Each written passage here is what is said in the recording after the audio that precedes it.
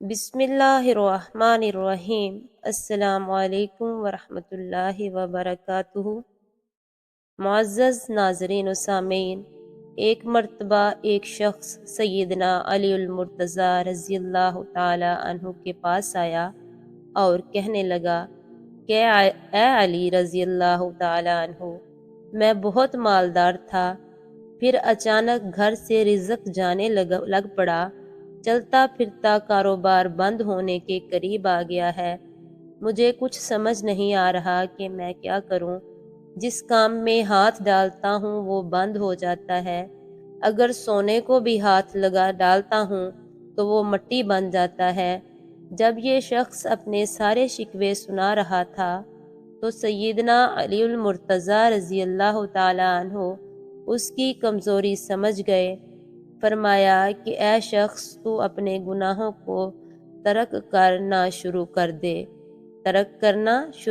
دے تو گناہوں کو ترک کرنا شروع کر دے تو تیرے گھر میں رزق آنا شروع ہو جائے گا، تیرے اٹکے ہوئے کام ہونا شروع ہو جائیں گے۔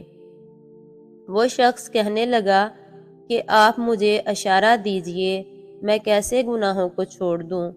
تو حضرت علی رضی اللہ تعالی عنہ فرمانے لگے کہ اگر تو نماز نہیں پڑھتا تو نماز پڑھنا شروع کر دے، اگر تو شراب پیتا ہے تو شراب چھوڑ دے، جو برائی تو جان بوجھ کر کرتا ہے وہ برائی تو چھوڑ دے، اگر کوئی جانے انجانے میں تجھ سے کوئی گناہ سرزد ہو جائے تو رات کو سونے سے قبل اللہ سے اپنے گناہ کی معافی مانگ لیا کر، انشاءاللہ یہ کام تو کرے گا تو تیرے اٹکے ہوئے کام بھی ہونا شروع ہو جائیں گے۔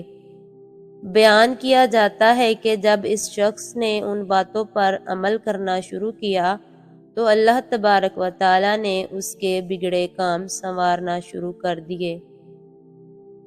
اللہ پاک اس واقعہ سے ہمیں بھی سبق حاصل کرنے کی توفیق عطا فرمائے۔ جزاکم اللہ خیرا۔